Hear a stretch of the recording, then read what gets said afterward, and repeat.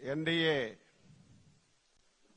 శాసనసభ పక్ష సమావేశానికి విచ్చేసినటువంటి పెద్దలు గౌరవనీయులు తెలుగుదేశం పార్టీ జాతీయ అధ్యక్షులు శ్రీ నారా చంద్రబాబు నాయుడు గారికి, జనసేన పార్టీ అధ్యక్షులు గౌరవనీయులు శ్రీ పవన్ కళ్యాణ్ గారికి, బీజేపీ రాష్ట్ర శాఖ అధ్యక్షురాలు శ్రీమతి పురంధేశ్వరి మేడం గారికి, ఈ సమావేశంలో పాల్గొన్నటువంటి తెలుగుదేశం పార్టీ, జనసేన, బీజేపీ నా తోటి శాసనసభ్యులందరికీ పేరు పేరున శిరస్సు వంచి హృదయపూర్వకమైనటువంటి నమస్కారాలు తెలియజేస్తున్నాను. దేశ చరిత్రలో ఆంధ్రప్రదేశ్ ఏర్పడిన తర్వాత ఇటువంటి అద్భుతమైనటువంటి విజయం ఇంతవరకు ఎప్పుడు మనం చూడలేదు. అటువంటి విజయాన్ని మనం సాధించాం. ఆ విజయానికి కారకులైనటువంటి అధ్యక్షులు చంద్రబాబు నాయుడు గారికి, ప్రధానమంత్రి మోడీ గారికి, పవన్ కళ్యాణ్ గారికి, పురంధేశ్వరి మేడం గారికి మరొకసారి హృదయపూర్వకంగా శిరస్సు వంచి నమస్కారాలు తెలియజేస్తున్నాను. అద్భుతమైన విజయం సాధించామని ఆనందం మనకున్నా సరే, మనందరిపైన గురుతరమైనటువంటి బాధ్యత కూడా ఉంది అని మనందరం కూడా ఒక్కసారి గుర్తుపెట్టుకోవాలని చెప్పి సందర్భంగా తెలియజేస్తున్నాను. ఈ విజయానికి సహకరించినటువంటి 5 కోట్ల మంది ప్రజానీకానికి, తెలుగుదేశం, బీజేపీ, జనసేన కార్యకర్తలకి, నాయకులకి ఈ సమావేశం ద్వారా శిరస్సు వంచి నమస్కారాలు తెలియజేస్తూ, ఈరోజు తెలుగుదేశం పార్టీ శాసనసభ పక్ష నాయకుడిగా శ్రీ నారా చంద్రబాబు నాయుడు గారిని ఏకగ్రీవంగా ఎన్నుకున్నట్లు ప్రకటిస్తున్నాను. మీరందరూ కూడా మీ యొక్క హర్ష ఆమోదాన్ని తెలియజేసి తెలుగుదేశం శాసనసభ్యులందరూ నిల్చొని ఒకసారి మీరు దీన్ని ఆమోదించవలసిందిగా మీ అందరికీ సందర్భంగా కోరుతున్నాను.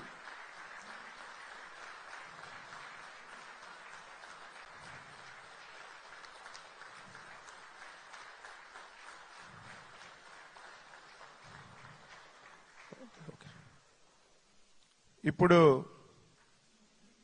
జనసేన అధ్యక్షులు ప్రతిపాదించిన తర్వాత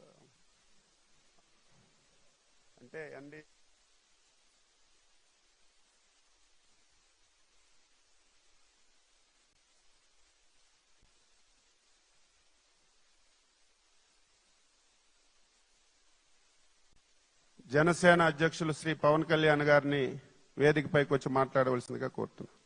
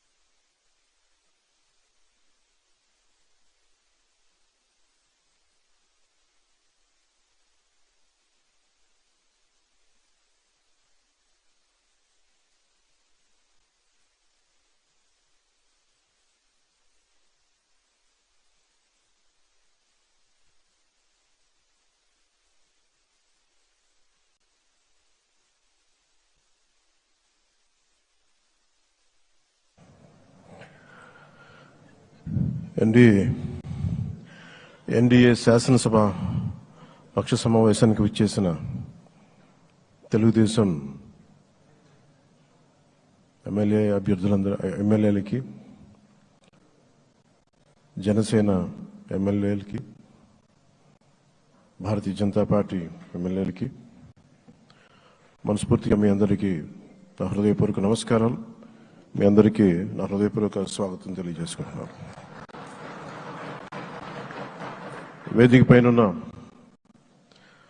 తెలుగుదేశం రాష్ట్ర అధ్యక్షులు, మన తెలుగుదేశం పార్టీ రాష్ట్ర అధ్యక్షులు శ్రీ అచ్చెన్నాయుడు గారికి, భారతీయ జనతా పార్టీ అధ్యక్షురాలు శ్రీమతి దగ్గుపాటి పురంధేశ్వరి గారికి నా హృదయపూర్వక నమస్కారాలు. తాడేపల్లిగూడెం సభలో నేను చెప్పినట్టుగా ఒక దార్శనికులు, 4 దశాబ్దాల సుదీర్ఘ అనుభవం, ఎన్నో ఒడిదుడుకులను ఎదుర్కొన్న తెలుగుదేశం జాతీయ పార్టీ అధ్యక్షులు శ్రీ నారా చంద్రబాబు నాయుడు గారికి నా హృదయపూర్వక నమస్కారం.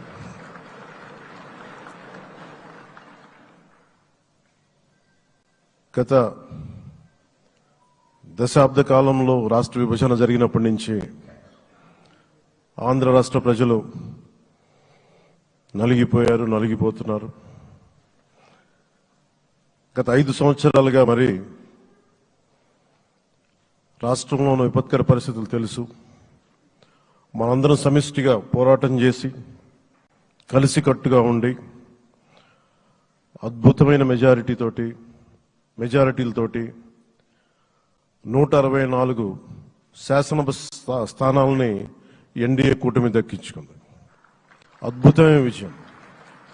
21 పార్లమెంట్ సభ్యుల్ని మన సెంట్రల్ హాల్లో కూడా మాట్లాడుతూ ఉంటే అందరికీ ఆంధ్రప్రదేశ్ విజయం, తెలుగుదేశం, జనసేన, భారతీయ జనతా పార్టీతో కూడిన ఎన్డీఏ కూటమి విజయం దేశం మొత్తం చాలా ఒక స్ఫూర్తినిచ్చింది. ప్రతి ఒక్కరి విజయాన్ని వారి వారి రాష్ట్రాల్లో ఎలా దీన్ని ముందుకు తీసుకెళ్లాలి, ఒక్క ఓటు చీలకుండా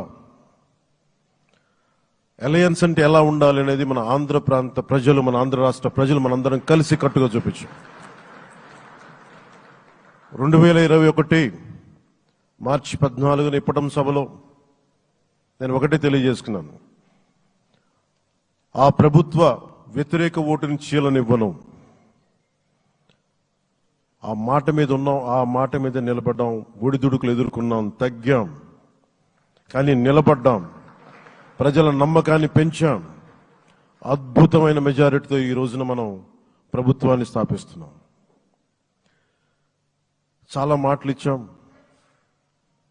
పొద్దున కూడా జనసేన లెజిస్లేటివ్ పార్టీ మీటింగ్లో నాయకుడిగా ఎన్నుకున్న సందర్భంలో మాట్లాడుతూ మనం చాలా మాటలు ఇచ్చాం. ఇది కక్ష సాధింపులకి సమయం కాదు, ఇది వ్యక్తిగత దోషులకి సమయం కాదు. ఇది 5 కోట్ల మంది పైగా ప్రజలు మన మీద నమ్మకాన్ని పెట్టుకున్నారు. మన మీద మనందరం ఉమ్మడిగా, మనందరం సమిష్టిగా ఆంధ్రప్రదేశ్ ప్రజలు ఏ అభివృద్ధి అయితే కోరుకుంటున్నారో మనందరం సమిష్టిగా దీన్ని ముందుకు తీసుకెళ్లాలి, అభివృద్ధి పథంలో నడిపించాలి. విద్య, వైద్యం, ఉపాధి, సాగునీరు, తాగునీరు, లా అండ్ ఆర్డర్ ఇవన్నీ చెప్పొచ్చాం. మనం బలంగా నిలబడతామని. అలాగే మేనిఫెస్టోలో, ఉమ్మడి మేనిఫెస్టోలో చాలా మాటలు ఇచ్చాం. వాటన్నిటినీ బాధ్యతగా ముందుకు తీసుకెళ్లాల్సిన అవసరం ఉంది. ఇలాంటి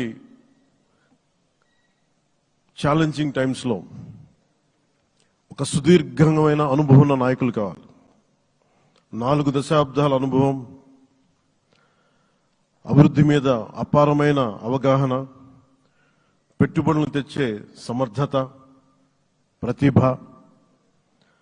విదేశాల్లో ఉండే నాయకుల్ని, మలేషియా దగ్గర నుంచి, సింగపూర్ దగ్గర నుంచి, యూరోప్ దగ్గర, అమెరికా నుంచి, ఆ దేశాల అధ్యక్షుల్ని తెలుగు రాష్ట్రాల వైపు దృష్టి మళ్లించేంత శక్తి సమర్థత ఉన్న శ్రీ నారా చంద్రబాబు నాయుడు గారికి ఆయన నాయకత్వం చాలా అవసరం. ఆయన అనుభవం చాలా అవసరం. అలాంటి అపారమైన అనుభవం ఉన్న వ్యక్తిని, అనుభవం ఒకటే కాదు, ధైర్యశాలి. ఈ రోజుకి నాకు ఒకటే గుర్తుంటుంది. మన తాడేపల్లిగూడెం సభలో చెప్పాను, చాలా క్లేమోర్ మైన్స్ పేలిపోతే జీప్ ఎగిరిపోయి కింద పడితే చొక్కా దులుపుకొని ఆయన మళ్ళీ వచ్చి రాజకీయం చేసిన వ్యక్తి. ఈ రోజున సైబరాబాద్ ఉంది అంటే అది శ్రీ చంద్రబాబు నాయుడు గారి దార్శనికత. అలాంటి వ్యక్తి, ఆయన అనుభవం ఈ రోజున 2024 ఆంధ్రప్రదేశ్కి ఎన్డీఏ కూటమి తరపు నుంచి ముఖ్యమంత్రి అభ్యర్థిగా శ్రీ నారా చంద్రబాబు నాయుడు గారి పేరుని జనసేన పార్టీ పక్షాన నుంచి మేము బలపరుస్తున్నాం.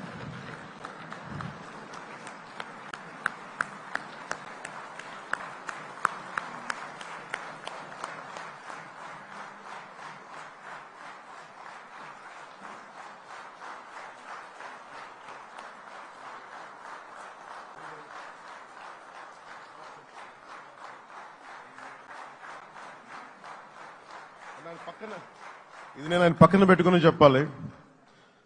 ఆయన నలిగిపోయారు. జైల్లో చూశాను ఆయన. పాపం భువనేశ్వర్ గారి బాధను చూశాను. నేను అనుకున్నాను, అమ్మ మీరు కన్నీళ్ళు పెట్టకండి, మంచి రోజులు వస్తాయని చెప్పిన మంచి రోజులు వచ్చినాయి.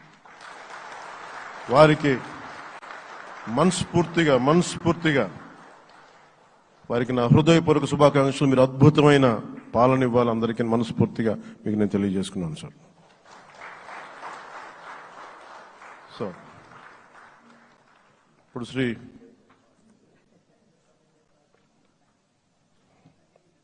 భారతీయ జనతా పార్టీ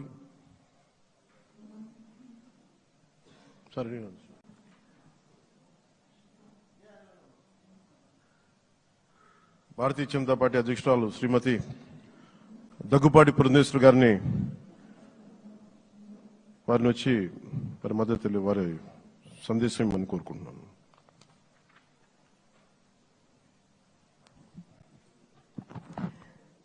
సభాయ నమః అంటూ సభాసదస్సుకు నమస్కరిస్తూ, సభాధ్యక్షులు సోదరులు అచ్చెన్నాయుడు గారికి, పెద్దలు నారా చంద్రబాబు నాయుడు గారికి, సోదరులు పవన్ కళ్యాణ్ గారికి, వేదిక ముందున్నటువంటి భారతీయ జనతా పార్టీ, తెలుగుదేశం, జనసేన ప్రజలచే ఎన్నుకోబడినటువంటి మీ అందరికీ పేరు పేరున ముందుగా నా నమస్కారాలు నేను తెలియజేస్తున్నాను. అనూహ్యమైనటువంటి విజయాన్ని మనం సాధించడం జరిగింది.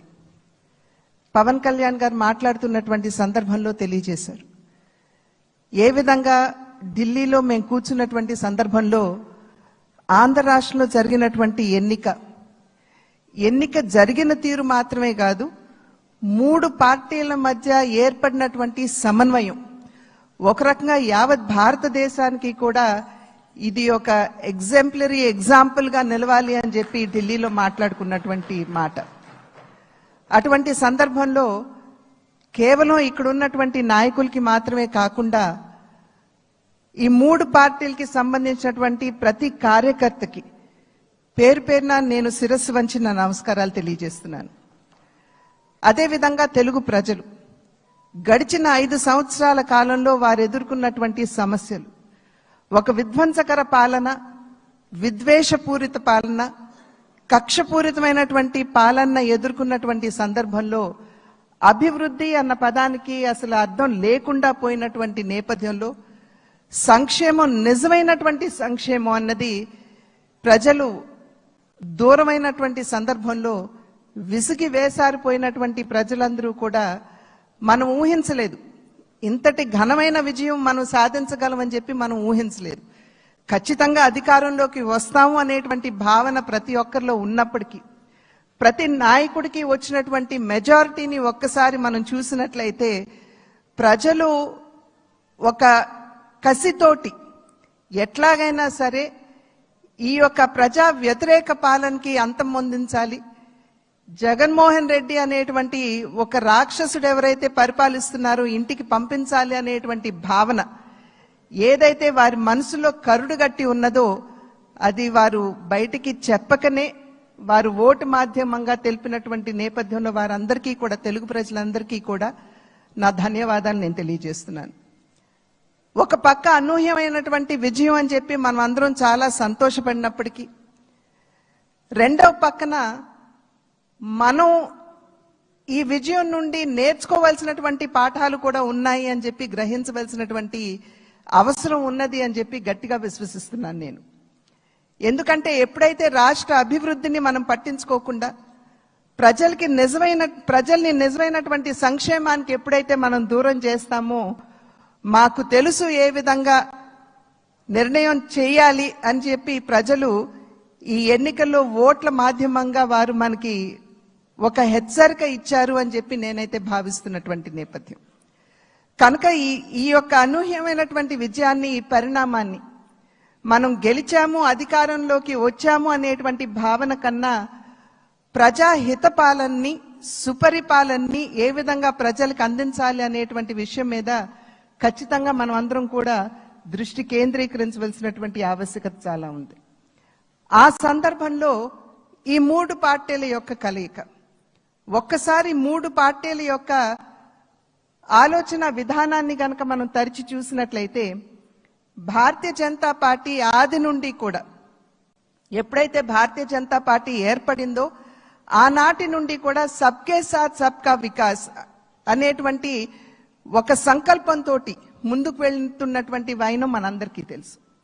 అదేవిధంగా నందమూరి తారక రామారావు గారు తెలుగుదేశం పార్టీని స్థాపిస్తున్నటువంటి సందర్భంలో సమాజమే దేవాలయం, పేదవాడే దేవుడు అనేటువంటి ఒక విశ్వాసంతో ప్రజల మధ్యకు వచ్చినటువంటి నేపథ్యం.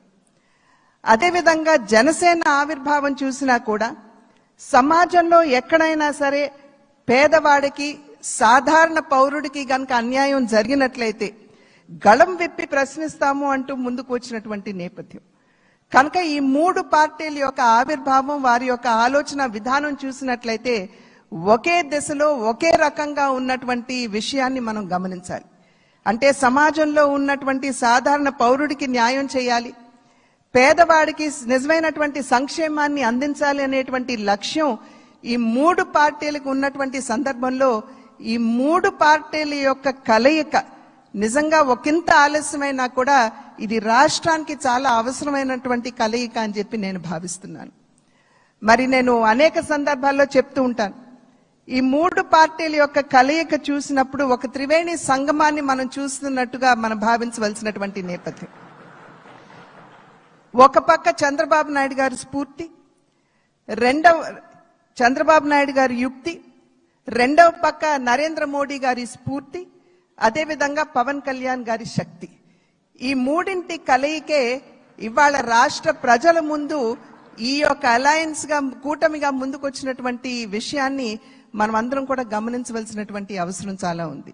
ఇందాక చెప్పినట్లుగా ప్రజా సంక్షేమ పాలనని, సుపరిపాలనని ఏ విధంగా ప్రజలకు అందించాలి అనేటువంటి విషయం మీద దృష్టి పెడుతూ కక్షపూరితంగా ముందుకు వెళ్లకుండా మనం కూడా మన కార్యకర్తలకి తెలియజేస్తూ వారిని కూడా ఒకంత శాంతింపపరుస్తూ, ఎందుకంటే గడిచిన 5 సంవత్సరాల కాలం వారు ఎదుర్కొన్నటువంటి సమస్యలు ఏదైతే ఉన్నాయో, ఇబ్బందులు ఏవైతే ఉన్నాయో వాటి నేపథ్యంలో ఒకంత అత్యుత్సాహం కావచ్చు ముందుకు వచ్చి మరి ఏ విధంగా మనం ముందుకు వెళ్ళాలి అనేటువంటి అంశం మీద దృష్టి సారిస్తున్నటువంటి సందర్భంలో మనం సంయమనాన్ని పాటించడం మాత్రమే కాకుండా మన కార్యకర్తలు కూడా మనం సమయాన్ని పాటించవలసినటువంటి ఆవశ్యకతని వారందరికీ తెలియజేయవలసినటువంటి బాధ్యత మన మీద ఉన్నది అని చెప్పి తెలియజేస్తూ, ఏదైతే ఇప్పుడు సోదరులు పవన్ కళ్యాణ్ గారు మరి ప్రతిపాదించారో చంద్రబాబు నాయుడు గారిని మన నాయకుడిగా ఎన్నుకోవటం, నేను దాన్ని సమర్థిస్తున్నాను అని చెప్పి తెలియజేస్తూ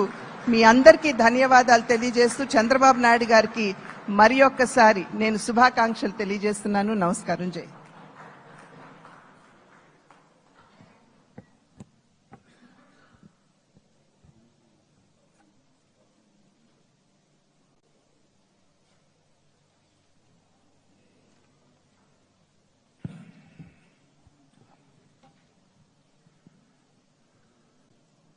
ఇప్పుడు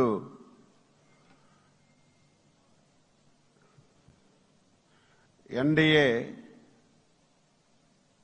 ముఖ్యమంత్రి అభ్యర్థిగా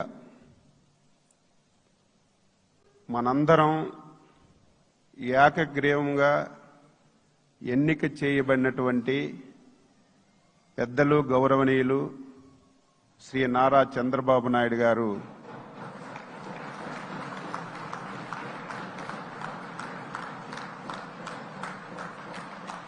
మనందరికీ ధన్యవాదాలు చెప్తూ ప్రసంగించవలసిందిగా కోరుతున్నా.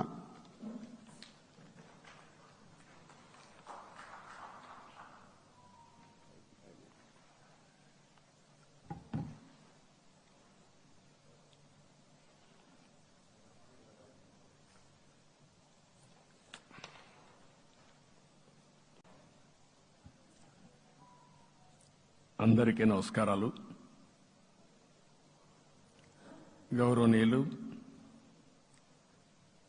జనసేన అధ్యక్షులు మిత్రులు పవన్ కళ్యాణ్ గారు, అదే సందర్భంలో బీజేపీ రాష్ట్ర పార్టీ అధ్యక్షురాలు పురంధేశ్వరి గారు, గౌరవనీయులు అచ్చెన్నాయుడు గారు, ఈ సమావేశానికి విచ్చేసినటువంటి నూతనంగా ఎంపికైనటువంటి ఎన్డీఏ ఎమ్మెల్యే అభ్యర్థులందరికీ పేరు పేరున మనస్ఫూర్తిగా నమస్కారాలు, అభినందనలు, శుభాభినందనలు. అందరూ కూడా మనస్ఫూర్తిగా కంగ్రాచులేషన్స్.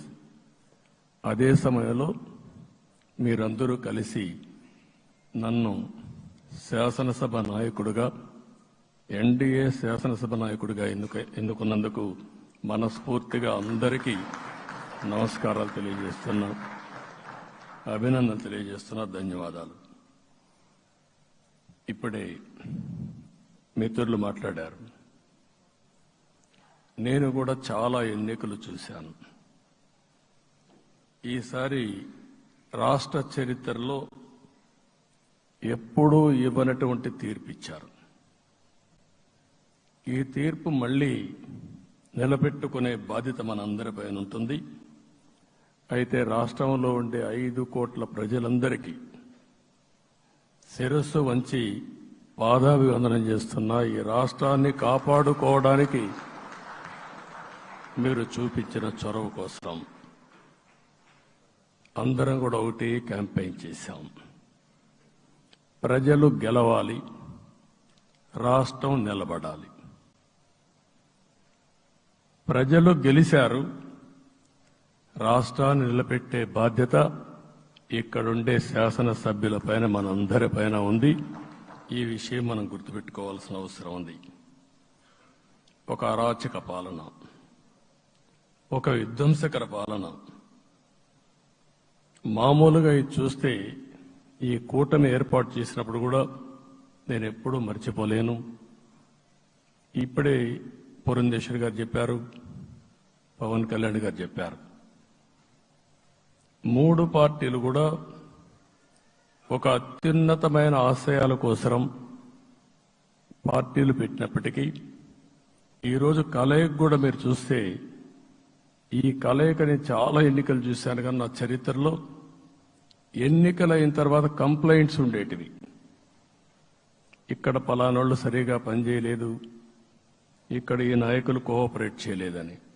నేను చూసిన మొట్టమొదటి ఎన్నిక, ఈసారి ఎన్నికల్లో మాత్రం 100కి 100% 3 పార్టీల నాయకులు, కార్యకర్తలు సమిష్టిగా పనిచేశారు.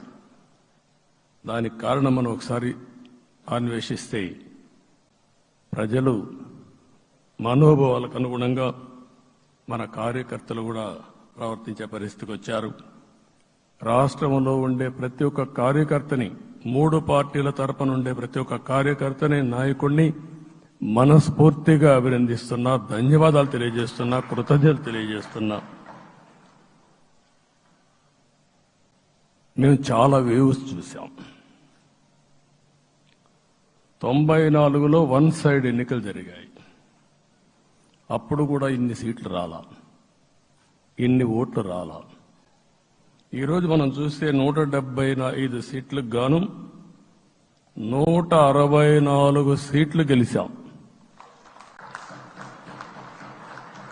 అంటే 11 సీట్లే ఓడిపోయాం.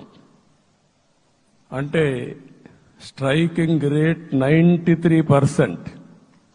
అంటే మామూలుగా 93% రావడం అనేది దేశ చరిత్రలోనే అరుదైన అనుభవం ఇది. అలాంటి అనుభవం ఇక్కడ చూపించారు. ఓటింగ్ కూడా 57% ఓట్లు వేశారు. మనకు 50% ఓట్లు వేస్తే ఎక్కువ అనుకుంటాం. అలాంటిది 57% ఆవరేజ్గా ఈ రాష్ట్ర ప్రజానీకం మనల్ని ఆశీర్వదించారంటే మనలో ఎంత బాధ్యత పెరిగిందో మనం ఒక్కసారి గుర్తుపెట్టుకోవాల్సిన అవసరం ఉంది. జిల్లాల వారీగా, పార్లమెంట్ల వారీగా విశ్లేషిస్తే శ్రీకాకుళం క్లీన్ స్వీప్ 7కు 7 గెలిచాం. విజయనగరం అన్ని గెలిచాం. అరకు 2-3 ఎన్నికల్లో మనం గెలవకుండా ఈసారి ఎన్డీఏ అభ్యర్థులు చూస్తే 7కు 5 గెలిచాం. మన దురదృష్టం పార్లమెంటు పోయింది. అక్కడి నుంచి వైజాగ్ 7కు 7 గెలిచాం. అనకాపల్లి 7కు 7 గెలిచాం. దెన్ తూర్పుగోదావరి, కాకినాడ, అమలాపురం, రాజమండ్రి, నరసాపురం, పక్కన వస్తే ఏలూరు, మచిలీపట్నం, కృష్ణా, గుంటూరు, నరసరావుపేట, బాపట్ల అన్స్టాపబుల్ 7కు 7 గెలిచాం. అక్కడి నుంచి నెల్లూరు ఒంగోలులో బ్రేక్ పడింది. 2 సీట్లు పోయినాయి. అక్కడి నుంచి నెల్లూరు 7కు 7 గెలిచాం. తిరుపతి 7కు 7 గెలిచాం. కానీ దురదృష్టం పార్లమెంటు పోగొట్టుకున్నాం. చిత్తూరు ఎప్పుడు ఇన్ని సీట్లు గెలవాలి, 7కు 7 గెలిచాం. అక్కడి నుంచి రాజంపేటలో 7కు 4 గెలిచాం. 3 సీట్లు పోగొట్టుకున్నాం. పార్లమెంటు పోయింది. అక్కడి నుంచి మీరు చూస్తే చరిత్రలో ఎప్పుడూ గెలవని విధంగా కడపలో 7కు 5 గెలిచాం మనం. ఆ తర్వాత అనంతపురంకి వస్తే క్లీన్ స్వీప్ 7కు 7 గెలిచాం. హిందూపూర్లో 7కు 7 గెలిచాం. నంద్యాల ఎప్పుడూ ఊహించని విధంగా 7కు 7 గెలిచాం. ఆ తర్వాత కర్నూలుకు వస్తే 7కు 5 గెలిచాం. నేను ఈ 11 మందిని కూడా అదే మారిగా జనసేన మిత్రులు పవన్ కళ్యాణ్ గారు 21 సీట్లు తీసుకొని 21 గెలిచాడు.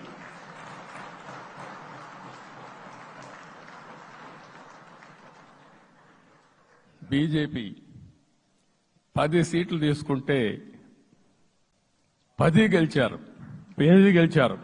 అంటే 10కి 8 గెలవడం అనేది ఒక చరిత్ర. ఆ 2 సీట్లు కూడా కొన్ని ప్రత్యేకమైన కారణాల వల్ల ఓడిపోయాం తప్ప ఇంకోటి కాదు. అంటే ఇక్కడ ఒక లెసన్ మనందరికీ అర్థమైంది ఏంటంటే, అభ్యర్థులు గట్టిగా నిలబడుకున్న ప్రతి ఒక్క చోట ప్రజలు మనల్ని ఆశీర్వదించారు, గెలిపించారు. ఇదే ఈ యొక్క ఎన్నికల్లో మనందరం గుర్తుపెట్టుకోవాల్సిన ఒక ప్రత్యేకమైన విషయం. నేను చాలాసార్లు ఎన్నికలైన తర్వాత సమీక్షలు చేసుకున్నాం, కానీ ఇలాంటి విజయం, ఎలాంటి సాటిస్ఫాక్షన్ ఎప్పుడూ లేదు. దీనికి కారణం ప్రజలు మన మీద నమ్మకం పెట్టుకున్నారు. పార్లమెంట్ ఎన్నికల్లో కాదు, అసెంబ్లీ ఎన్నికల్లో చూస్తే 95,000 ఓట్ల మెజారిటీతో గెలిపించారు. గాజువాక 95,000 ఓట్ల మెజారిటీతో గెలిపించారు. ఈ విషయాలు నేను పవన్ కళ్యాణ్ గారు ఢిల్లీకి వెళ్ళినప్పుడు, పురంధేశ్వర్ గారు వచ్చినప్పుడు,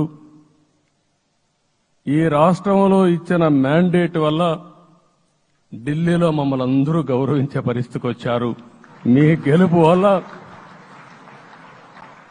ఈరోజు ఆంధ్రప్రదేశ్ రాష్ట్ర ప్రతిష్ట పెరిగింది, గౌరవం పెరిగింది.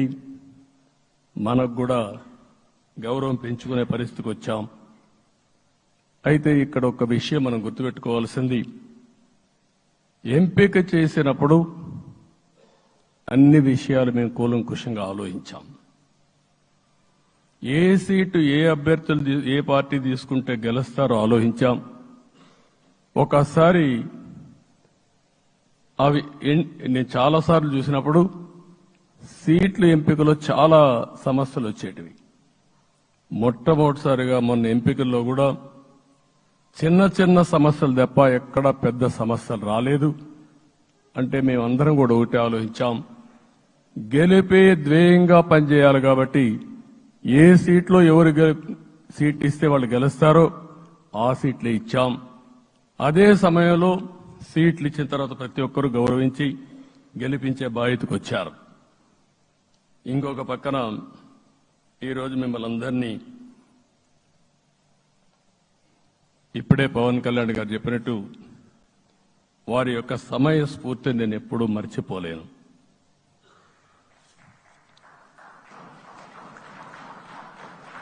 మొట్టమొదటిసారిగా నేను జైల్లో ఉన్నప్పుడు వచ్చాడు. వచ్చినప్పుడు నన్ను పరామర్శించాడు. బయట వచ్చి ఈ రాష్ట్రం అంత మునుపు చెప్పినా, అంత మునుపు అనేక సందర్భాల్లో ప్రభుత్వ వ్యతిరేక ఓటు చేయకూడదని చెప్పారు. కానీ నన్ను చూసి బయటికి వెళ్ళిన తర్వాత ఈరోజు తెలుగుదేశం జనసేన పొత్తు పెట్టుకుంటున్నామని చెప్పిన మొదటి వ్యక్తి పవన్ కళ్యాణ్ గారు. అప్పటికే బీజేపీతో పొత్తుంది. అయితే ఒక మాట చెప్పాడు, బీజేపీతో పొత్తుంది, బీజేపీ తెలుగుదేశం జనసేన 3 పార్టీలు కలిసి పోటీ చేస్తామని కూడా చెప్పి మళ్లీ ఆ ప్రయత్నం చేసి కడాన రాష్ట్ర ప్రయోజనాల దృష్ట్యా బీజేపీ తెలుగుదేశం జనసేన పొత్తు పెట్టుకున్నాం. మనస్ఫూర్తిగా ఆయన అభినందిస్తున్నా. ఆ రోజటి నుంచి ఎలాంటి పొరపక్షాలు లేకుండా కలిసి పనిచేశారు. మాకు కొన్ని అనుమానాలు ఉండేటివి, ఓటు ట్రాన్స్ఫర్ అవుతుందా లేదా, ఓటు ట్రాన్స్ఫర్ కాకపోతే ఎక్కడన్నా సీట్లు నష్టపోతామని. అందుకే మీరు ఒక్కసారి చూస్తే ఎన్నికలు మొత్తం సెట్ అయింది, నామినేషన్స్ వేసాం, ముందుకెళ్ళాం. అదే సమయంలో మొట్టమొదటిసారిగా కొవ్వూరులో 3 పార్టీల నాయకులు కలిసి, నేను, పవన్ కళ్యాణ్ గారు, పురంధేశ్వరి గారు ముగ్గురం కలిసి ఫస్ట్ మీటింగ్ అడ్రస్ చేశాం. అక్కడి నుంచి 6 జిల్లాల్లో మేమిద్దరం కలిసి తిరిగాం. బీజేపీ నాయకులు కలిసి వచ్చారు. ఆ తర్వాత మొట్టమొదటిసారిగా అమిత్ షా గారు ఏదైతే అనంతపూర్లో ధర్మవరం కాన్స్టిట్యున్సీకి వచ్చారు. నేను మొన్న నేషనల్ మీటింగ్లో కూడా చెప్పాను. ఆయన వచ్చినప్పుడు చాలా స్పష్టంగా ఎందుకు మేము పొత్తు పెట్టుకున్నామనే విషయాలు చెప్తూ ఈ ప్రభుత్వ అవినీతిని ఎండగట్టారు, సూటిగా మాట్లాడారు. ఆ ఒక్క మీటింగ్తో రాష్ట్రం మొత్తం ఒక నమ్మకం వచ్చింది. బీజేపీ కూడా పూర్తిగా ఈ కూటమిని సపోర్ట్ చేస్తున్నారనే కాకుండా ఈ రాష్ట్రానికి ఏ అవసరం ఉందో చెప్పగలిగారు. అది అయిన తర్వాత ప్రధానమంత్రి గారు వచ్చారు. మొట్టమొదటి మీటింగ్ మీరు చూస్తే ఇక్కడనే రాజమండ్రిలో పెట్టారు. రాజమండ్రిలో స్పష్టత ఇచ్చారు, నేను అనకాపల్లిలో స్పష్టత ఇచ్చారు. తర్వాత రాజంపేటలో మాట్లాడుతూ చాలా క్లియర్గా చెప్పారు. ఇదే విజయవాడకు వచ్చినప్పుడు రోడ్ షో పెడితే నా జీవితంలో ఎప్పుడూ చూడలేదు, ప్రధానమంత్రి గారు కూడా అదే చెప్పారు, బ్రహ్మాండమైన రోడ్ షో విజయవాడలో జరిగిందని ప్రధానమంత్రి గారు కూడా అభినందించే పరిస్థితికి వచ్చారు. ఇవన్నీ కలయికే మన విజయం. ఈ విషయం మనం గుర్తుపెట్టుకోవాల్సిన అవసరం ఉంది. మీరు కష్టపడ్డారు, నేను చాలా ఎన్నికల్లో చూశాను. అందరూ అభ్యర్థులు కూడా ఈ ఎన్నికల్లో కష్టపడిన విధానం కానీ ఇంత కష్టం నేను ఎప్పుడూ చూడలేదు. ఒక్క మాటలో చెప్పాలంటే ప్రతి ఒక్కరూ మనసు పెట్టి పనిచేశారు. అందుకే ఈ గెలుపు వచ్చిందని చెప్పి కూడా నేను మీకు తెలియజేస్తున్నా. మీ అందరి సహకారంతో రేపు ప్రమాణ స్వీకారం చేస్తున్నాను. దానికి మీ అందరికీ ధన్యవాదాలు. రేపు ప్రమాణ స్వీకారానికి నరేంద్ర మోడీ గారు ప్రధానమంత్రిగా వారు వస్తున్నారు. అదే మరిగా ఎన్డీఏ నాయకులు వస్తున్నారు. ఇది ఒక అరుదైన అనుభవం. అంటే నేను 4వసారి ముఖ్యమంత్రిగా ప్రమాణ స్వీకారం చేస్తున్నాను కానీ ఈసారి దీనికి ఉండే ప్రాధాన్యత, ప్రజలు మన మీద పెట్టుకున్న నమ్మకం, నష్టపోయారు, ఇబ్బందులు పడ్డారు, మన మీద హోప్ పెట్టుకున్నారు. తిరిగి నేను ఒక్కడినే చేసే కార్యక్రమం కాదు. అందరం సమిష్టిగా మళ్లీ ప్రజలకు రుణం తీర్చుకునే సమయం ఆసన్నమైంది. దానికి ఈ రాష్ట్రానికి పూర్తిగా కేంద్ర సహకారం అవసరం. నిన్న పోయినప్పుడు కూడా నేను చాలా స్పష్టంగా కేంద్ర నాయకత్వాన్ని కోరాను. అటు అమిత్ షా గారిని, అదే మరి ప్రధానమంత్రి గారిని అందరినీ కోరాం. పూర్తిగా సహకరిస్తామని వారు హామీ ఇచ్చారు. దానికి మనందరి తరపున కేంద్రంలో ఉండే ప్రధానమంత్రి నరేంద్ర మోడీ గారిని, అదే మరి అమిత్ షా గారిని, కేంద్ర నాయకత్వాన్ని, అదే మరిగా బీజేపీ దేశ అధ్యక్షుడైనటువంటి నేషనల్ ప్రెసిడెంట్ గారి నడ్డా గారిని మనస్ఫూర్తిగా అభినందిస్తున్నానని చెప్పి కూడా నేను మీకు తెలియజేస్తున్నాను. ఈరోజు 40 సంవత్సరాలుగా రాజకీయాల్లో ఉన్నాను. నేను ఎప్పుడు కూడా రాగద్వేషాలకు అతీతంగా రాజ్యాంగంలో ఏదైతే మనం ప్రమాణం చేస్తామో రాజ్యాంగాన్ని అనుసరించి అదే విధంగా పనిచేశాను. మళ్లీ ఈరోజు మీ అందరికీ హామీ ఇస్తున్నా. నాకు అలవాటు ప్రజల కోసం కష్టపడడం, అవిశ్రాంతంగా పనిచేయడం, పోరాటాలు మాత్రమే నాకు తెలుసు. ప్రజాహితం మాత్రం తెలుసు. తప్పకుండా దాన్ని నిలబెట్టుకుంటా. ఇన్ని దశాబ్దాలుగా కూడా ప్రతి అడుగు కూడా మీరు ఒకసారి చూస్తే ప్రతి ఆలోచన, తపన అన్ని కూడా ప్రజల కోసమే చేశాం. ఈరోజు మనకిచ్చింది ప్రజల అధికారం కాదు. ఇది ఒక పవిత్రమైన, అత్యున్నతమైన బాధ్యత మనకు అప్పచెప్పారు. ఈ విషయం అనుక్షణం ప్రతి ఒక్కరూ మనం గుర్తుపెట్టుకోవాల్సిన అవసరం ఉంది. నేను 14 సంవత్సరాలు దగ్గర ముఖ్యమంత్రిగా ఉన్నాను. 15 సంవత్సరాలు ప్రతిపక్ష నాయకుడిగా పనిచేశాను. ఎన్నో సవాళ్లు చూశాను, ఎన్నో సంక్షోభాలు చూశాను. ప్రతి ఒక్క సంక్షోభాన్ని ఒక అవకాశంగా మలుచుకుని ముందుకు పోయాం. ఈరోజు కూడా మీకు అందరికీ, ఈరోజు రాష్ట్రంలో మనం చూస్తే చాలా సమస్యలున్నాయి. నా అనుభవాన్ని మొత్తం తీసుకుని పూర్తిగా మీ అందరి సహకారంతో, మిత్రులు పవన్ కళ్యాణ్ గారి సహకారంతో పేద ప్రజల జీవితాలను మార్చడానికి అనునిత్యం ఆలోచిద్దాం. అది చేసి మన నిజాయితీని, మన కృతజ్ఞతని ప్రజలకు తెలియజేద్దాం. అందుకని ఇంకొక పక్క మీరు ఆలోచిస్తే రాష్ట్రం పూర్తిగా శిథిలమైపోయింది. దెబ్బతినని వర్గం అంటూ లేదు. అందుకనే ఓసారి ఆశ్చర్యం కూడా వేస్తుంది. ఈ రాష్ట్రం నుంచి కూలి పనుల కోసం వేరే రాష్ట్రాలకు వెళ్లిన వ్యక్తులు సొంత డబ్బులు పెట్టుకుని వాళ్ళ యొక్క ఫుడ్ కూడా పాకెట్స్ తయారు చేసుకుని వచ్చి ఓటేసి మళ్లీ వెళ్లారు. ఇది ఊహించని పరిణామం. ఇక్కడుండేవాడు ఓటేయడం ఒక ఎత్తైతే, పేదవాడు చిన్న చిన్న పనులు చేసుకునేవాడు కూడా వచ్చి ఓటేశారు. ఎక్కడో అమెరికా, ఆస్ట్రేలియా, ఆఫ్రికా విదేశాల్లో ఉండే ఎన్ఆర్ఐస్ అయితే లక్షల రూపాయలు ఖర్చు పెట్టుకొని వచ్చి పనిచేశారు, లక్షల రూపాయలు ఖర్చు పెట్టుకొని వచ్చి మనకు ఓటేశారు.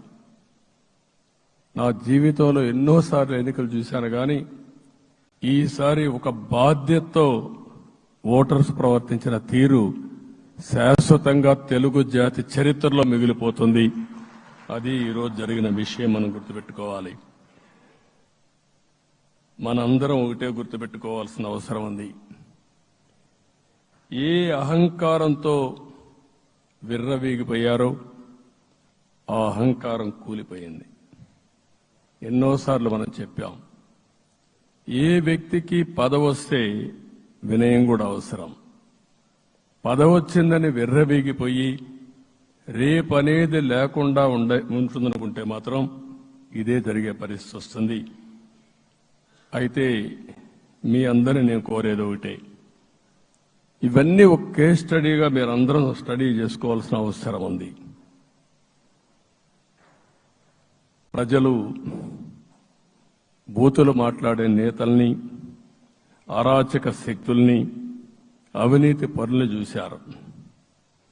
పాలకులంటే ఎలా ఉండాలో చూశారు.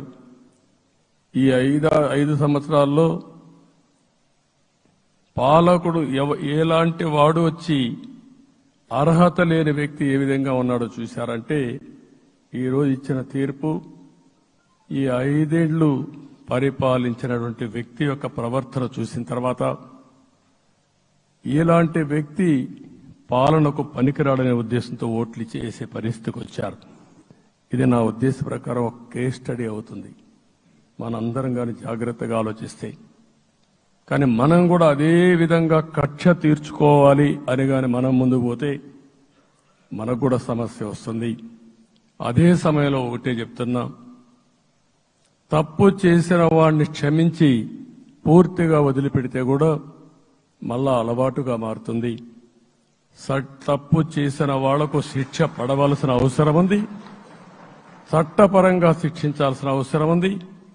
అదే సమయంలో విధ్వంస రాజకీయాలు, కక్షా రాజకీయాలు కాకుండా ఇవన్నిటిని ప్రక్షాళన చేయాల్సిన అవసరం ఉందని చెప్పి కూడా నేను మీకు తెలియజేస్తున్నా.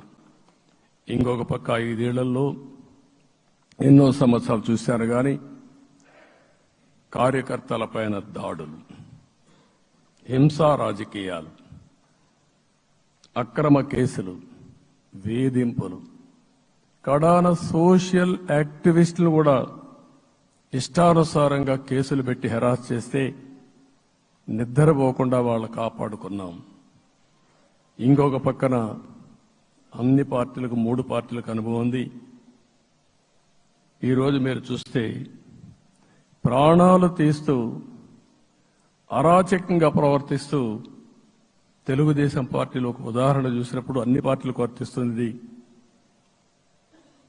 ఏదైతే మన పార్టీకి వ్యతిరేకంగా నేను ఆ పేర్లు చెప్పకూడదు కాబట్టి చెప్పలేదు కానీ స్లోగన్ ఏమంటే కడాన మెడ మీద కత్తున్న జై తెలుగుదేశం అంటూ ప్రాణాలు వదిలిపెట్టే పరిస్థితికి వచ్చారు. ఇది ఊహించని పరిణామాలు ఇవన్నీ. ఇప్పుడు కూడా కళ్ల ముందర తిరిగే పరిస్థితి వస్తుంది. అందుకే ఈరోజు మనందరం కూడా ఇవన్నీ గుర్తుపెట్టుకొని, నాకు జరిగిన అవమానాలు చూశారు. నేను అందుకే మా కుటుంబానికి జరిగిన అవమానంతో నేను కూడా భరించలేక బయట వచ్చినప్పుడు ఒకటే శపథం చేసి వచ్చాను. ఆ శపథం, ఇది గౌరవ సభ కాదు, ఇది కౌరవ సభ. ప్రజాక్షేత్రంలో గెలిచి మళ్లీ ఈ సభను గౌరవ సభగా చేసి అడుగు పెడతానని చెప్పి శపథం చేసి బయట వచ్చాను. ఓసారి ఇవన్నీ చరిత్ర. ఆ శపథాన్ని ప్రజలు గౌరవించారు. గౌరవించిన ప్రజల్ని నిలబెట్టే బాధ్యత మనందరిపైన ఉంది. సభను కూడా ఎన్నోసార్లు పవన్ కళ్యాణ్ గారు చెప్పారు, భవిష్యత్తులో ఆంధ్రప్రదేశ్ శాసనసభని ఒక గౌరవ సభగా చేసి ప్రజా సమస్యల్ని చర్చిస్తామని చాలా స్పష్టంగా చెప్పారు. అలాంటి బ్రహ్మాండమైన వాతావరణం క్రియేట్ అవుతుంది. దానికి ఒక శాసనసభాపక్ష నాయకుడిగా నేను హామీ ఇస్తున్నా. మళ్ళీ ఈ సభను గౌరవ సభగా ఈరోజు మన పరిపాలన ప్రజా ప్రభుత్వంగా మనం ముందుకు పోవాల్సిన అవసరం ఉంది. ముందుకు పోతామని చెప్పి కూడా నేను మీకు తెలియజేస్తున్నా. ఇంకా కిందికి డెప్త్కి వెళ్తే గవర్నమెంట్లో ఏముందో ఇప్పటికి తెలియదు,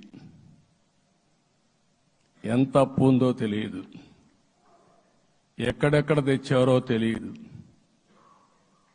ఇవన్నీ కూడా డెప్త్కి వెళ్ళినప్పుడు ఎన్ని లక్షల కోట్ల అప్పు ఉంది, ఏదేది తాకట్టు పెట్టారు, ఆర్థిక వ్యవస్థ ఏ విధంగా చిన్నాభిన్నం అయిపోయింది, ఇవన్నీ కూడా అధ్యయనం చేసుకోవాల్సిన అవసరం ఉంది. ఇరిగేషన్ రంగాన్ని పూర్తిగా నిర్వీర్యం చేశారు.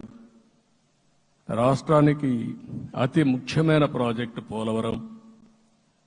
కేంద్రం క్లియర్గా పోలవరానికి సహకరించారు. నాకు ఇప్పుడు కూడా జ్ఞాపకం ఉంది, 2014 కంటే ముందు నేను ముఖ్యమంత్రి అయ్యాను, ఎంపికయ్యాను, ఢిల్లీకి వెళ్ళాను. ఢిల్లీకి వెళ్ళినప్పుడు 7 మండలాలు తెలంగాణలో ఉన్నాయి. పోలవరం ముంపుకు గురి అయ్యే 7 మండలాలు తెలంగాణలో ఉన్నాయి. ఆ 7 మండలాలు అక్కడుంటే జూన్ 2వ తారీఖున నోటిఫికేషన్ వస్తే ఆ తర్వాత తెలంగాణ అనుమతి ఉంటే తప్ప, పునరావాసానికి ఒప్పుకుంటే తప్ప మనం పోలవరం కట్టే పరిస్థితి లేదు. ఆ రోజు రాజ్నాథ్ సింగ్ గారు పార్టీ అధ్యక్షుడు, అదే మాదిరిగా ఆ రోజు వెంకయ్యనాయుడు గారు కూడా యాక్టివ్గా ఉన్నారు. నేను ఒకటే కోరాను, ప్రజలు నన్ను ఎంపిక చేసుకున్నారు, ఇక్కడ మనం ఎన్డీఏ వచ్చింది, ఈ ప్రాజెక్టు పూర్తి కావాలంటే ఆ 7 మండలాలు ఆంధ్రప్రదేశ్ రాష్ట్రానికి ఇస్తే తప్ప పూర్తి కాదు. మీరు 7 మండలాలు ఇవ్వకపోతే నేను ప్రమాణ స్వీకారం చేయను, నాకు ఈ పదవి వద్దని ఆ రోజు చాలా స్పష్టంగా చెప్పాను. ఇది ఎప్పుడు కూడా చరిత్రలో ఎప్పుడు జరగని విషయం. ఆ రోజు ప్రధానమంత్రి గారు నరేంద్ర మోడీ గారు ఇవన్నీ ఆలోచించి ఫస్ట్ కేబినెట్ మీటింగ్లో పెట్టి ఒక ఆర్డినెన్స్ ఇచ్చి ఆ 7 మండలాలు ఆంధ్రప్రదేశ్కి ఇచ్చి తర్వాత పార్లమెంట్ సమావేశాలు పెట్టుకున్నారంటే అది ఒక చరిత్ర. అంటే ఆ రోజు గాని కేంద్రంగాన 7 మండలాలు ఇవ్వకపోయుంటే పోలవరం ప్రాజెక్టు ప్రారంభమయ్యేది కాదు. అన్ని కష్టాలు పడి మళ్లీ డబ్బులన్నీ కోర్టులో ఉండే కేసులన్నీ విత్డ్రా చేయించి అన్ని చేయించాం. 72% పనులు పూర్తి చేశాం. ఈరోజు మళ్లీ మొదటికి వచ్చింది. డయాఫామ్ వాల్ పూర్తిగా కొట్టుకోబోయే పరిస్థితికి వచ్చింది, డ్యామేజ్కి అయ్యే పరిస్థితి వచ్చింది, ఎక్కడుందో తెలియని పరిస్థితి. మళ్లీ కేంద్ర సహకారంతో రాష్ట్రానికి అతి ముఖ్యమైన ప్రాజెక్టు పోలవరం, దీన్ని పూర్తి చేసే బాధ్యత, దీన్ని పూర్తి చేసి నదుల అనుసంధానం చేసి మన అందరం ప్రతి ఒక్క ఎకరాకు నీళ్లు ఇవ్వగలిగితే దానికంటే బ్రహ్మాండమైన కార్యక్రమం ఏమీ ఉండదు. వ్యవసాయ రంగం స్టెబిలైజ్ అవుతుంది. ఇది సాధించడానికి అన్ని విధాలా కష్టపడతామని చెప్పి కూడా నేను మీకు తెలియజేస్తున్నాను. ఇంకొక పక్క వ్యవసాయ రంగం పూర్తిగా సంక్షోభంలో పడిపోయింది. రైతులు అప్పుల పాలయ్యారు. 5 ఏళ్లలో 9 సార్లు కరెంటు ఛార్జీలు పెంచారు. ఈ విధంగా ఇవన్నీ కూడా ఇంకొక పక్క మీరు చూస్తే అమరావతి 10 సంవత్సరాల తర్వాత మన రాజధాని ఏదంటే చెప్పుకోలేని పరిస్థితి. ఇప్పటికి కూడా మనకు గుర్తొచ్చేది ప్రజావేదిక విధ్వంసం. అలాంటి దుర్మార్గమైన కార్యక్రమాలు జరిగాయి. ఇవన్నీ కూడా గుర్తు చేసుకుంటూనే కక్షపూరిత రాజకీయాలు కాకుండా కన్స్ట్రక్టివ్ పాలిటిక్స్ కి మనం ముందుకు పోవాల్సిన అవసరం ఉంది. అందుకే ఈరోజు నేను ఒకటే మీ అందరికీ హామీ ఇస్తున్న, మీ ద్వారా ప్రజలందరికీ, మనది ప్రజాప్రభుత్వం.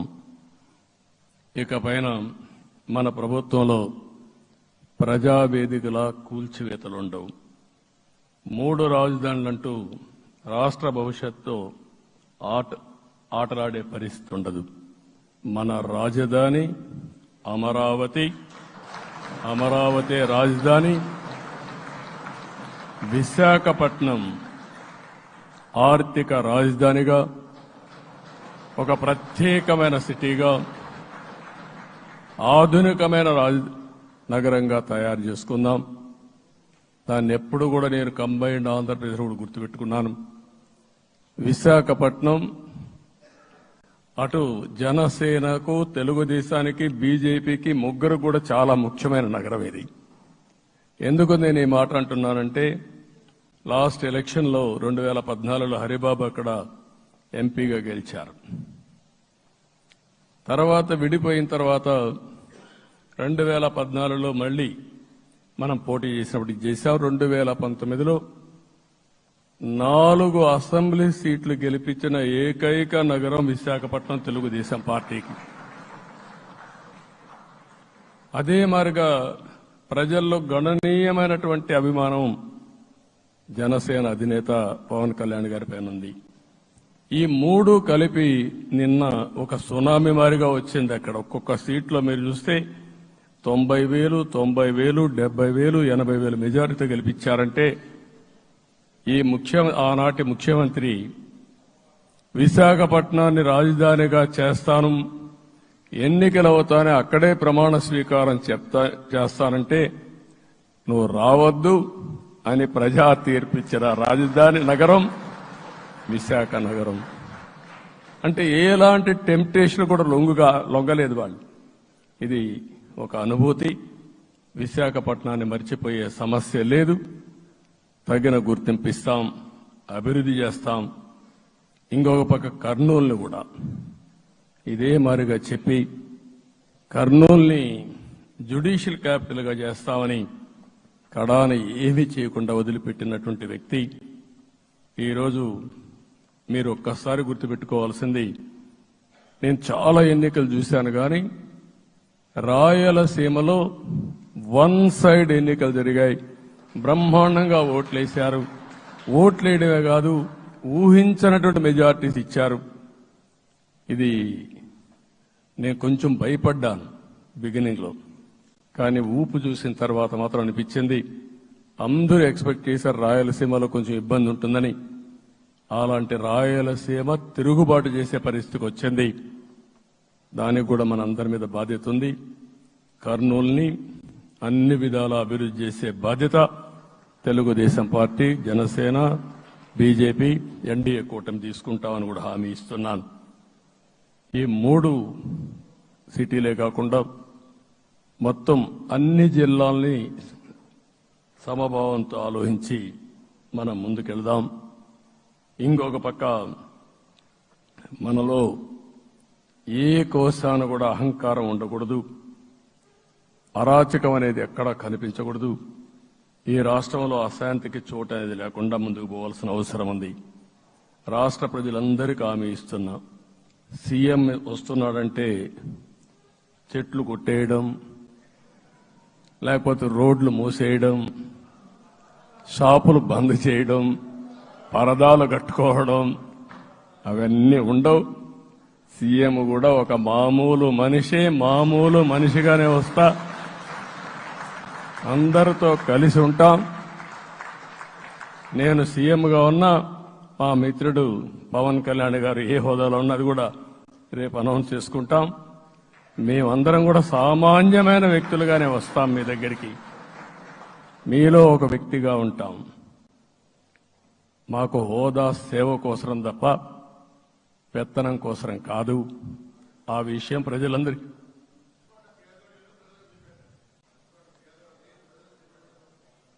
అవన్నీ చేస్తాం. ఇంకొక పక్కన నిన్న మొన్న నేను వస్తానంటే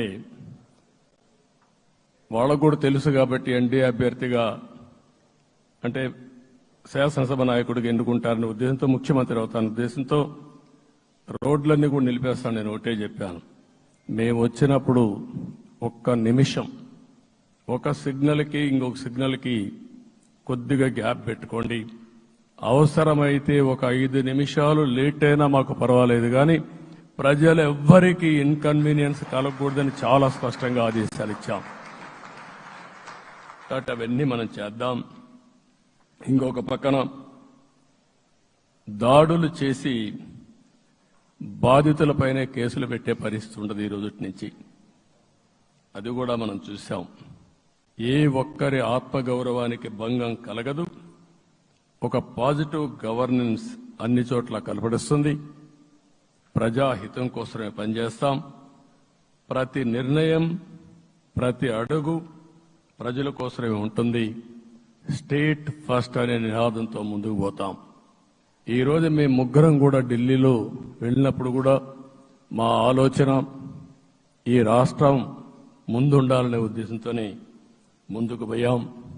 అదే సమయంలో ఈరోజు మన రాష్ట్రానికి కూడా సముచితమైన గౌరవం. ముగ్గురు మంత్రులు కేంద్రంలో మన వాళ్ళు ఉండే పరిస్థితికి వచ్చారు. ఒక పక్కన రామ్మోహన్ నాయుడు శ్రీకాకుళం ఎంపీ, ఆయన కేంద్రంలో మంత్రి పదవి, కేబినెట్ పదవి వచ్చింది. ఇంకొక పక్కన పెంబసాని చంద్రశేఖర్కి స్టేట్ మినిస్టర్గా ఎంఓఎస్ కింద ఇచ్చారు. మూడోది కూడా ఒక సామాన్యమైన కార్యకర్త Srinivasa Varma, Narasapur MP, BJP MP, ఈరోజు కేంద్రంలో మంత్రి స్థానం వచ్చింది. ఓసారి బీజేపీలో కూడా ఇది ఒక ప్రత్యేకత. ఆయన ఎంపీ ఇచ్చినప్పుడు నాకే ఆశ్చర్యం వేసింది.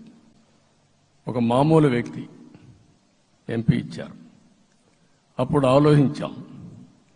ఆలోచించినప్పుడు నేను ఫస్ట్ మీటింగ్ పోతే వచ్చాడు. వచ్చినప్పుడు నేను ఎంక్వైరీ చేస్తే ఆయన స్ట్రాంగ్గా పార్టీ కోసం పనిచేశాడు. ఒక పార్టీ కార్యకర్తను గుర్తించిన పార్టీ భారతీయ జనతా పార్టీ. అది కూడా తెలుగుదేశంలో కూడా చేస్తున్నాం, జనసేనలో కూడా చేస్తున్నాం. వారి యొక్క ప్రత్యేకత. ఈరోజు నిన్న కూడా మనం అందరం చూస్తే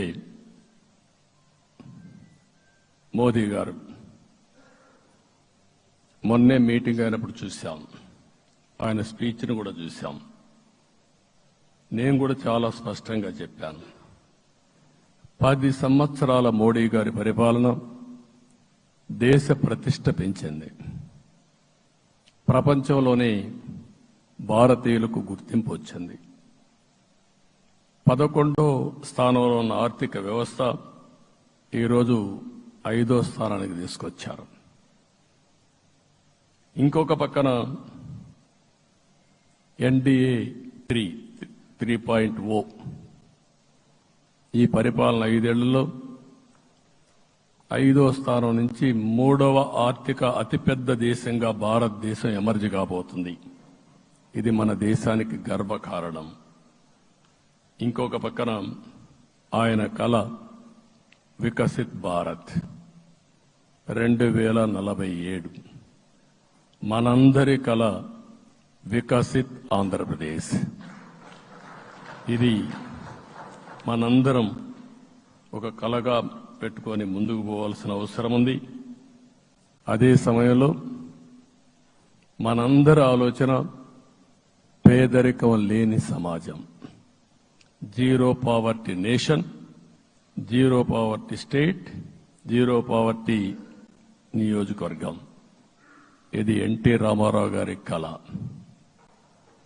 ఆయన చాలాసార్లు నేను మొన్న కూడా చెప్పాను, ఒకప్పుడు కమ్యూనిజం, క్యాపిటలిజం, సోషలిజం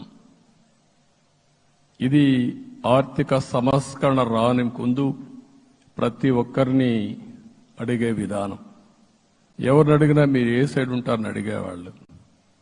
అలాంటి సమయంలో ఎన్టీ రామారావు గారిని మీరు ఏ ఇజాన్ని నమ్ముతారో చెప్పమంటే నాకు ఈ ఇజాల గురించి తెలియదు, నాకు తెలిసింది ఒకే ఒక ఇజం, అది హ్యూమనిజం అని చెప్పిన ఏకైక నాయకుడు భారతదేశంలో ఎన్టీ రామారావు గారు. ఆయన ఆ రోజు చెప్పింది పేదరికం లేని సమాజాన్ని సృష్టించాలని, పేదవాళ్లే దేవుళ్ళు, సమాజమే దేవాలయం అని చెప్పిన వ్యక్తి. ఆ కళని సాధికారం చేద్దాం. అదే నేను నిన్న చెప్పినప్పుడు కూడా ఈ దేశం అభివృద్ధి కావడంలో ఎలాంటి అనుమానం లేదు. కానీ ఆ అభివృద్ధి ఫలితాలు పేదవాళ్లకు తీసుకుపోవడంలో కాన్షియస్ ప్రజా నిర్ణయాలు తీసుకోవాలి, పబ్లిక్ పాలసీ తీసుకోవాలి. దానికి మన రాష్ట్రం నాంది పలికి కేంద్రానికి కూడా ఒక ఆదర్శంగా మనం నిరూపించుకుందాం. దానికి మీరందరూ కూడా మీ మీ స్థాయిల్లో మీరు చేయాల్సిందిగా నేను కోరుకుంటూ ఈరోజు ప్రజలందరికీ విజ్ఞప్తి చేస్తున్నాం. మీరు ఓట్లు వేశారు, మమ్మల్ని గెలిపించారు, మీరు గెలిచారు, మీ పని అయిపోలేదు. కానీ మమ్మల్ని అనునిత్యం ఆశీర్వదించుతూ నడిపించే బాధ్యత ప్రజల్ని తీసుకోమని పూర్తిగా కోరుకుంటున్నాం. ప్రజాస్వామ్యంలో ఎప్పుడు కూడా ఓట్లేసి బాధ్యత లేకుండా ఉండేవాళ్ళు, కావాల్సింది అడిగేవాళ్ళు. నిన్న ఎన్నికల్లో చాలా మందిని చూశాను. ఫస్ట్ టైం పోలింగ్ ప్రారంభం అవుతానే అరాకొర వచ్చేవాళ్ళు. పోలింగ్ పోస్ట్ స్టేషన్లో కూడా మనుషులు ఉండేవాళ్ళు కాదు. కొంతమంది మధ్య తరగతి అబోవ్ ఉండేవాళ్ళైతే ఎప్పుడో మధ్యాహ్నం పైన పోదామని ఇంట్లో లీజర్గా పడుకునేవాళ్ళు. మధ్యాహ్నం పైన కూడా ఖాళీగా ఉంటే వచ్చేవాళ్ళు. ఎండలు ఎక్కువ ఉంటే కొంతమంది అవాయిడ్ చేసేవాళ్ళు. అందుకే మొన్న ఎన్నికల్లో మీరు చూస్తే ఫస్ట్ అవర్లో ప్రతి ఒక్క పోలింగ్ స్టేషన్ ఫుల్గా క్యూలు ఉన్నాయి. ఆ క్యూలు కంటిన్యూ అయింది. మీరు చూస్తే రాత్రి 2 గంటల వరకు క్యూలో నిలబడుకొని ఓట్లు వేశారంటే వాళ్ళ బాధ్యత వాళ్ళు నెరవేర్చారు. దానికి మనం అందరం గుర్తుపెట్టుకొని ఏ విధంగా చేయాలనో మనం కూడా చేయాల్సిన అవసరం ఉంది. ప్రజలందరికీ విజ్ఞప్తి చేస్తున్నా, మమ్మల్ని నడిపించండి. ఎక్కడైనా మేము తప్పు చేస్తే చెప్పే విధానం కూడా ఎస్టాబ్లిష్ చేస్తాం. ఎప్పటికప్పుడు ఫీడ్బ్యాక్ ఇవ్వండి. ఫైనల్గా కలిసి సాగుదాం, రాష్ట్రాన్ని పునర్నిర్మాణం చేద్దాం. నా జీవితంలో నేను చాలా చూశానుగా నాకు ఒకటే కోరిక, భారతదేశం ప్రపంచ దేశాల్లో నెంబర్ 1 దేశంగా తయారు కావాలి. అవుతుంది, దాంట్లో అనుమానం లేదు.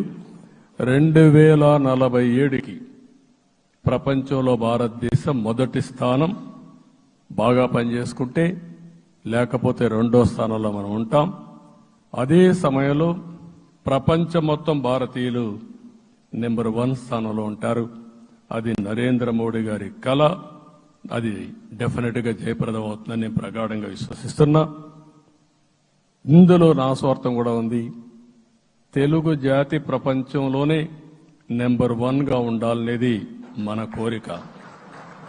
ఇప్పటికీ మీరు చూస్తే హైయెస్ట్ పర్ క్యాపిటా ఇన్కమ్ ప్రపంచంలో ఏ దేశంలోకి వెళ్ళా భారతీయులు సంపాదిస్తున్నారు. అందులో అగ్రస్థానంలో తెలుగు వాళ్ళు ఉన్నారు. అదే సమయంలో ఈ రాష్ట్రాన్ని నెంబర్ 1గా చేయాలనే సంకల్పం మనందరికీ ఉండాల్సిన అవసరం ఉంది. ఇది అసాధ్యం కాదు.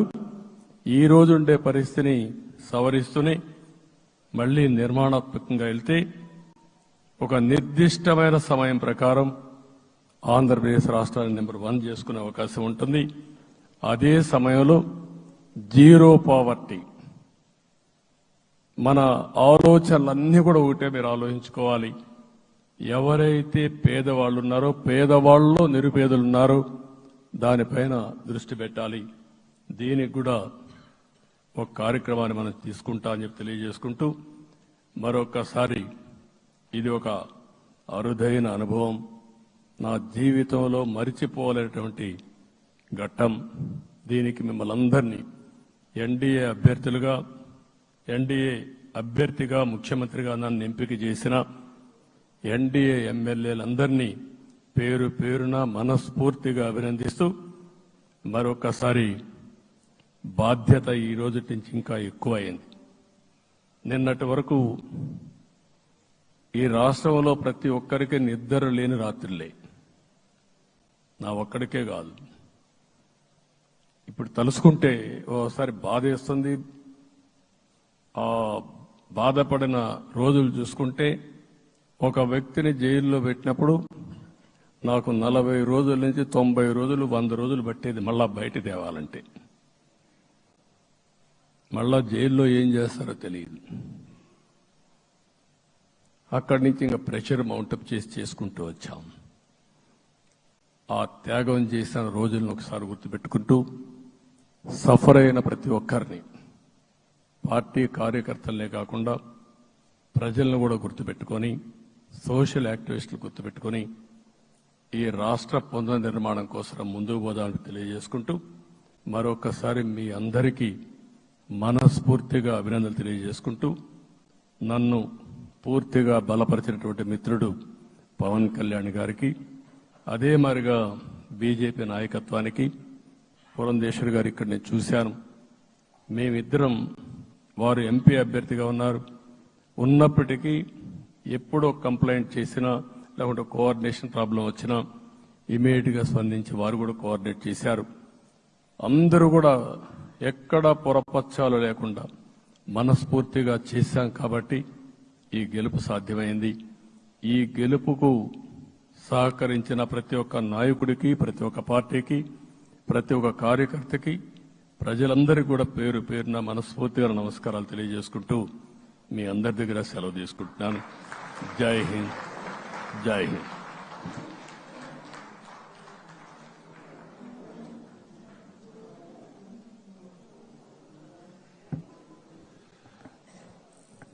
ఎన్డీఏ శాసనసభ పక్షంలో పాల్గొన్నటువంటి పెద్దలు శ్రీ నారా చంద్రబాబు నాయుడు గారికి, జనసేన అధినేత పవన్ కళ్యాణ్ గారికి, బీజేపీ అధ్యక్షురాలు శ్రీమతి పురంధేశ్వరి గారికి, తెలుగుదేశం, జనసేన, బీజేపీ శాసనసభ్యులందరికీ కూడా హృదయపూర్వకమైనటువంటి ధన్యవాదాలు తెలియజేస్తూ ఈ సమావేశాన్ని ముగిస్తున్నాం.